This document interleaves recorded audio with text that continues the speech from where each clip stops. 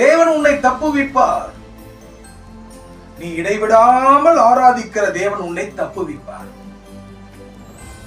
கண்ணிகளிலே, கட்டுகளிலே, வியாதிகளிலே, பலவீனங்களிலே, மனுஷர்களுடைய தந்திரங்களிலே சிக்குண்டு தவிக்கிற கர்த்தருடைய பிள்ளையே, வாழ்க்கையிலே ஒரு முன்னேற்றம் இல்லாதபடி உன் குடும்பத்திற்கு விரோதமாகவும் உங்களுக்கு விரோதமாகவும் வைக்கப்பட்ட கண்ணிக்குள்ளே அகப்பட்டு தத்தளித்துக் கொண்டிருக்கிற கர்த்தருடைய பிள்ளையே, நீ இடைவிடாமல் ஆராதிக்கிற தேவன் உன் கால் சிக்கிக் கொள்ளாதபடிக்கு உன்னை தப்புவிப்பார்.